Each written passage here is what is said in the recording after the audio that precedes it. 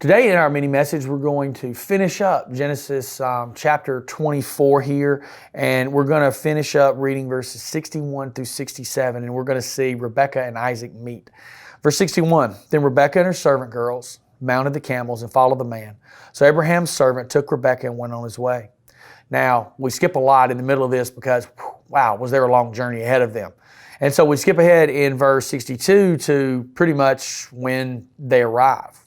Meanwhile, Isaac was whose home was in the Negev. And the Negev is the southern part of the Promised Land. That's down closer to what we would see as the border with Egypt. So he's down in the southern part of the Promised Land. Had returned from Beer Lahai-roi one evening as he was walking and meditating in the fields. He looked up and saw the camels coming. When Rebekah looked up and saw Isaac, she quickly dismounted from her camel. "Who is that man walking through the fields to meet us?" she asked the servant. And he replied, "It is my master." So Rebekah covered her face with her veil. Then the servant told Isaac everything he had done. And Isaac brought Rebekah into his mother Sarah's tent, and she became his wife. He loved her deeply, and she was a special comfort to him after the death of his mother.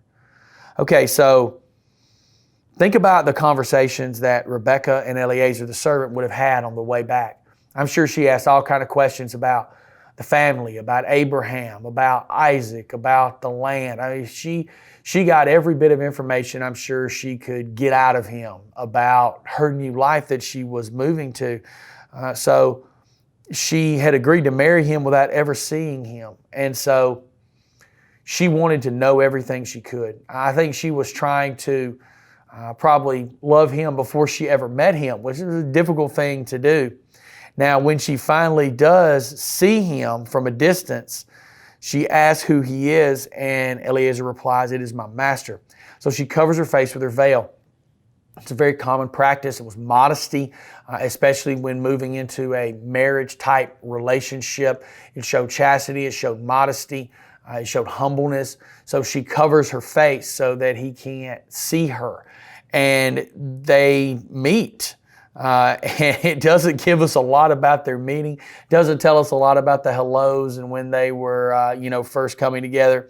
But it does say in verse 67, and Isaac brought Rebekah into his mother Sarah's tent. Remember, Sarah has passed at this point, and she became his wife. Now, we don't really have a wedding ceremony here, do we? We just basically, they go into the tent, they consummate the marriage, and they're married. So they didn't do the type of ceremonial thing that we necessarily do today, and what is very common in Jewish life today. The Jewish wedding is a celebration. Once you get up to the time of the New Testament, especially Jesus, he went to the wedding at Canaan, and we see weddings throughout the New Testament, and they are celebrations, and they have the ceremonies, all those things. But at this point, it was basically, we want to get married. Okay, I'm making this commitment to you. You're making this commitment to me. And they literally went and consummated the marriage. And now they're married. So just as the actual betrothal was done in a much different way from us. There really was no courtship or dating. They just decided to be married. The families decided this. There wasn't that ceremony at this time either. They just simply consummated the marriage and they were married. And that sends Rebekah and Isaac off into their life together. And it's great to see that he loved her deeply. He did care for her. He provided for her. He was a good husband to her. And so that speaks very well of him as a man and as the man that will pass down the lineage from Abraham to Isaac to Jacob and so forth. So he was setting a good precedent in his family by loving his wife. So we hope you guys have a great rest of your day, and we'll see you again real soon.